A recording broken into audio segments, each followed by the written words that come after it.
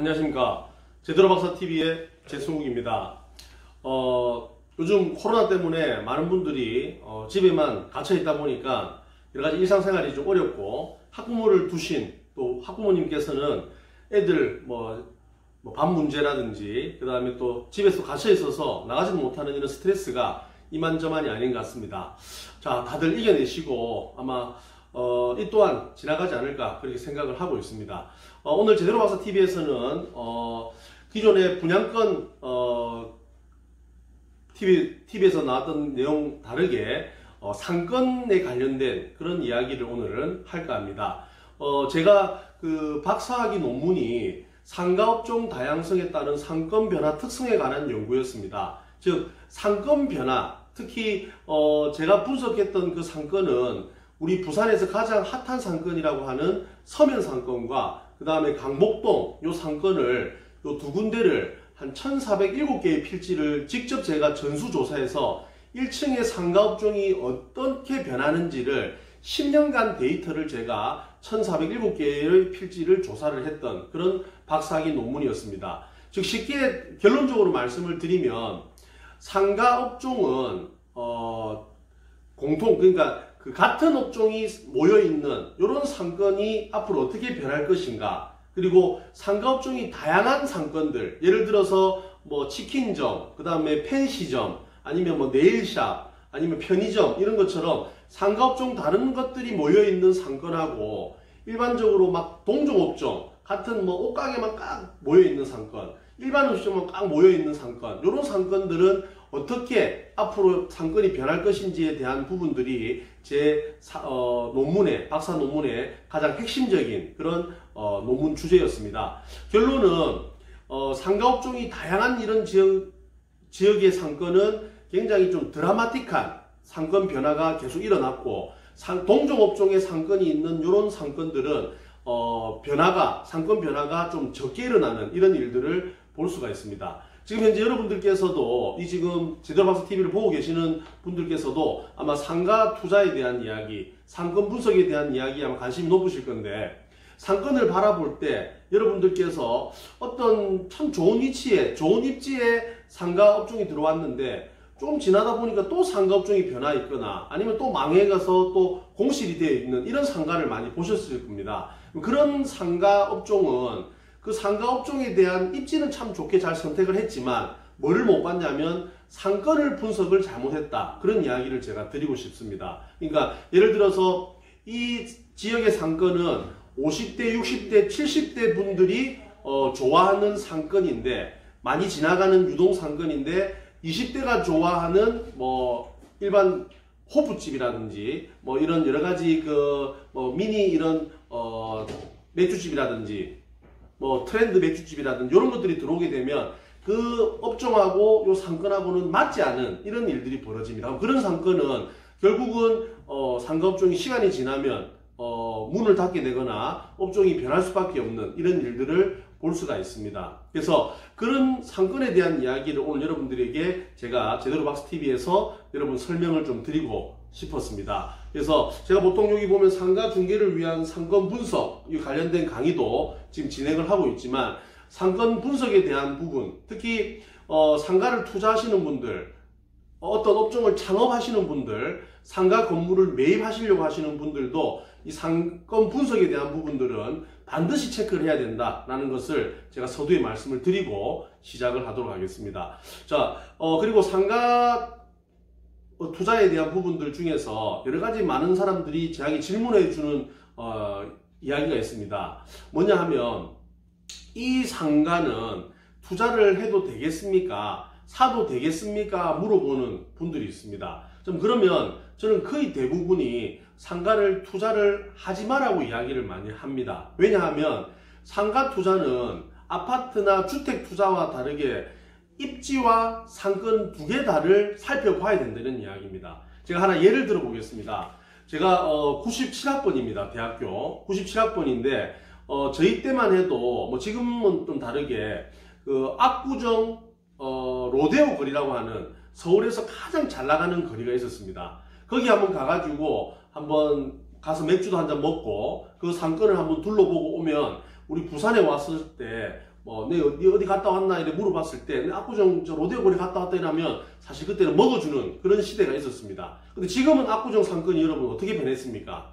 여러분 압구정 로데오 거리를 최근에 한번 가보신 적이 있습니까? 저는 상권 부족 때문에 몇 번 이렇게 갔다 왔는데 옛날 제가 90년 후반대에 봤던 그런 상권은 완전히 온데간데 없고 지금은 전부 임대 다 붙여놓고 있는 완전 상권이 죽은 상권으로 바뀌어 있었습니다. 그러면 그 로데오 거리, 압구정 로데오 거리라고 하는 것은 입지가 그때랑 지금이랑 바뀌었습니까?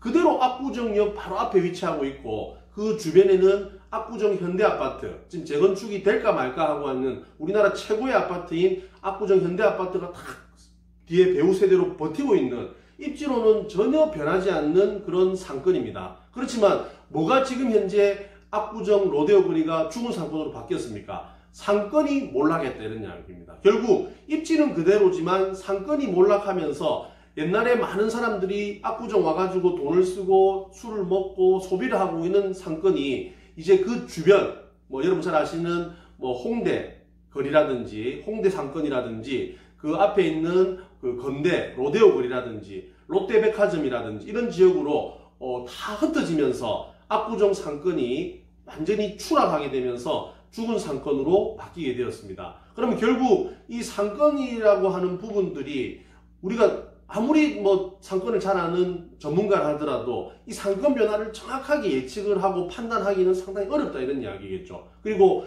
정권이 바뀌면 따라서 국회의원 선거라든지 지방자치회 선거 4년마다 다가오는 이런 선거들 또 지자체장이라든지 이런 분들이 결국 공약을 하면서 좋은 공약을 내세워가지고 그때는 막 달아오르겠지만 결국 정권에 대한 연속성 그리고 정책에 대한 연속성은 떨어질 수밖에 없다. 다른 사람이 또 다른 정당에서 된다든지 또 국회의원이 또 다른 분이 된다고 하면 또 정책에 대한 부분들이 끊길 수밖에 없다. 그러면 결국 상권이 앞으로 계속 좋아질 거라고 확답을 하기는 상당히 어렵다 이런 이야기겠죠. 그래서 상가 투자는 우리 아파트 투자와 다르게 정말 저는 어려운 투자다. 그래서 잘 모르시는 분들은 아예 상가 투자를 절대로 하지 마라 이런 이야기를 드리고 싶습니다. 그래서 그럼 무조건 상가 투자를 하지 않아야 되느냐 또 그런 뜻은 아니고 상가 투자를 하는 데 있어서는 입지 플러스 상권을 반드시 분석해야 되고 지금 아무리 월세가 많이 나오고 임대료가 많이 나오는 상권이라 하더라도 계약하고 난 동시에 또 1층에 메인 자리에 임차인이 나간다고 했을 때 또 새로운 임차인을 쉽게 또 구할 수 있는 이런 상권인지 입지인지를 반드시 파악을 하고 들어가야 된다는 이야기겠죠. 그래서 우리 상가 투자를 하시는 분들, 특히 상가 건물을 매입하려고 하시는 분들이 가장 실수하는 부분이 지금 현재 임대료에 맞는 수익률을 가지고 판단을 해서 수익률이 지금 여기는 4%, 5% 나오니까 투자를 해야지 이라고 판단한다고 하면 이거는 상권이 바뀜에 따라서 나중에 공실이 늘어날 수밖에 없는 상가 투자 실패할 수밖에 없는 그런 결과가 가져올 거라고 저는 생각을 하고 있습니다. 그래서 저는 상가 투자는 돌다리도 두드려보고 건너야 되고 잘 판단해야 된다 이렇게 판단하는데 제가 상권 관련된 박사 논문을 쓰면서 가장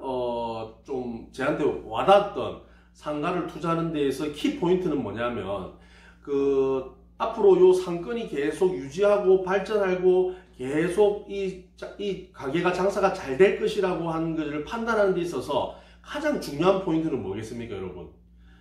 제가 상권을 분석해 보니까 상권이 그 상가업종이 어디에 위치하고 있는지에 대한 입지에 대한 부분도 되게 중요했습니다. 즉 역세권 지하철 가까운 거리에 위치하고 있는지 아니면 그 주변에 어떤 백화점이라든지 대형 유통마트가 들어와 가지고 사람들을 많이 모이는 직객시설인지 이런 것도 되게 중요했고 그 상가에 대한 주변이 상권 주변이 대단지 아파트 많은 아파트 사람들이 모여있는 이런 대단지 아파트였으면 이 아파트 사람들이 결국은 이 상권으로 흘러 들어오면서 손님으로서 유동인구를 늘어나는 이런 부분들을 볼 수가 있습니다. 그리고 제가 결국은 그 상권 분석 관련된 논문을 쓰면서 여러가지 이 상권에 미치는 가장 영향도를 살펴본 결과 가장 중요한 포인트는 유동인구라는 것을 제가 알게 되었습니다.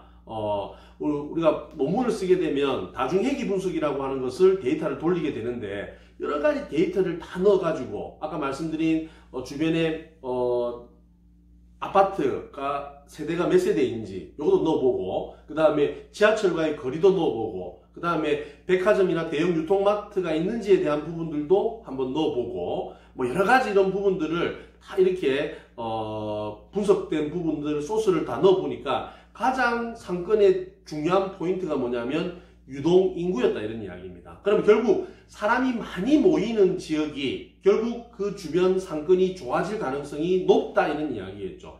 여러분 여러분들이 생각하실 때도 예를 들어서 내가 어떤 지역에 치킨 가게를 하나 열었다 이렇게 판단해 보시면 그 치킨 가게에 손님이 많이 들어와 가지고 장사가 잘 될 확률은 그 치킨 가게 앞에 시간당 유동인구가 많이 늘어나는 많이 이제 지나가는 상권이 훨씬 장사가 잘 될 거라는 것은 여러분들도 잘 안다 이런 이야기입니다. 예를 들어서 시간당 100명이 지나가는 상권과 시간당 내 가게 앞에 10,000명이 지나가는 상권은 당연히 100명보다는 만 명이 훨씬 좋다 이런 이야기겠죠.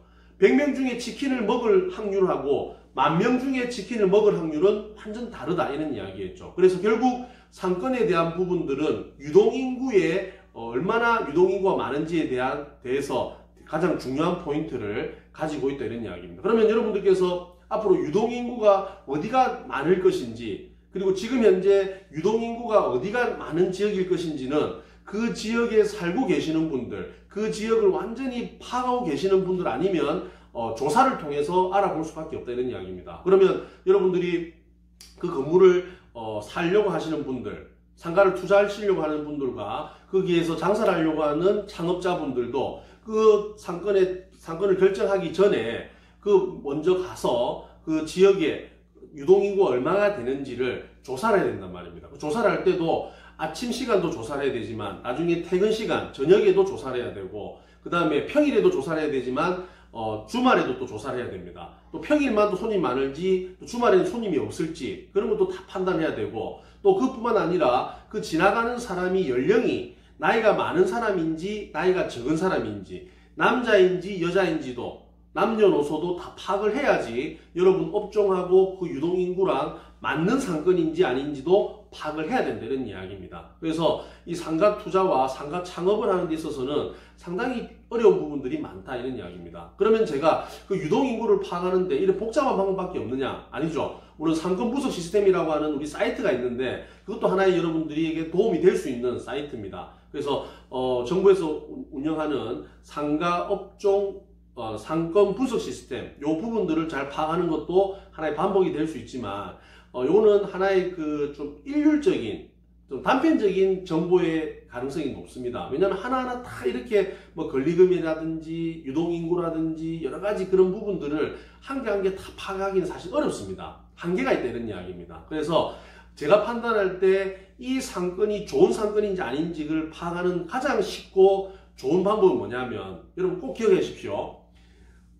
그 상권 주변에 노점상이 있는지 없는지를 파악을 해보면 이 지역이 이곳이 유동인구가 많은지 아닌지를 반드시 여러분들이 알 수 있는 힌트가 될 수 있다는 이야기입니다. 왜? 노점상이라고 하는 것은 노점상이 자판을 깔았다고 하는 것은 그 주변이 뭐 사람들이 많이 지나가는 곳이다 라는 것이 확실하다 이런 이야기겠죠. 왜? 노점하는 것 제가 대학교를 다니면서 1, 2학년 마치고 군대를 갔습니다. 군대 갔다 와서 졸업하고 나서 제가 복학하기 전에 사회 경험을 쌓는다 해서 부산 연산동 지금 살고 있는 연산동 연산 로타리에서 양말 장사를 했습니다. 양말 장사를 하다 보니까 이 양말이 어디에 잘 팔릴 것인지를 제가 파악을 해야 되지 않습니까? 그래서 그때는 지금과 다르게 우리 그 연산 로타리의 7번 출구 앞에 보면 부산은행이 있습니다. 그 은행 앞이 가장 상권이 좋았어요. 왜? 사람들이 돈을 찾고 왜냐면 그때는 뭐 스마트 뱅킹이라든지 이런 모바일 뱅킹 이런 게 없다 보니까 은행에 와가지고 뭐 세금도 내고 이체도 하고 돈도 찾고 이렇게 해서 사람들 은행에 많이 몰렸단 말입니다. 유동인구가. 그러면 그 은행 앞에 이 자판을 깔고 노점을 하게 되면 장사가 잘 되었다 이런 이야기겠죠. 맞습니까? 그러면 결국은 이 노점이라고 하는 곳은 이 동물적인 감각으로 사람이 많이 모이는 곳에 자판을 깔지 않으면 절대 하루에 얼마 돈을 벌 수가 없는 그런 시스템이다 보니까 이 노점 하시는 분들은 동물적인 감각으로 아니면 경험으로 사람들이 많이 지나가는 곳을 정확하게 알고 있다 이런 이야기입니다. 여러분 차를 타고 가다 보면 꼭 그 차가 많이 막히는 지역에 보면 그 노점 하시는 분들이 뭐 뻥튀기라든지 지포라든지 뭐 군고구마 이런 걸 파는 걸 볼 수가 있습니다. 그분이 만약에 차가 쌩쌩 지나가는 그 지역에 자판을 깔게 되면 하루 공치수밖에 없다는 이야기겠죠. 그 사람들은 언제 차가 많이 이렇게 교통체증이 많이 나서 그 막히는지를 정확하게 알고 있다는 이야기입니다. 그래서 어느 지역, 우리나라 상권 전체에 그 노점이 있는 그런 상권은 유동인구가 많다라고 해도 저는 과언이 아닐 정도로 유동인구가 많은 상권은 노점상이 있는 상권이다. 그래서 앞으로 상가를 투자하시는 분들, 그 다음에 상가 장사하시는 분들이 가장 중요하게 판단해야 되는 게 내가 앞으로 투자하거나 창업해야 될 그 상권 입지가 주변에 노점상이 있는지 없는지를 판단하는 것도 상가 투자의 가장 포인트가 되지 않을까 그렇게 판단하고 있습니다. 그래서 제대로박사TV에서는 앞으로 분양권과 더불어 상권 분석, 상가 투자에 대한 부분들도 여러분들에게 앞으로 설명을 드리도록 하겠습니다. 아무쪼록 코로나 때문에 많이 힘들고 지쳐 있지만 이 제대로박사TV를 통해 가지고 많은 좋은 정보 가지고 좋은 투자 성투하시기를 바라겠습니다. 감사합니다.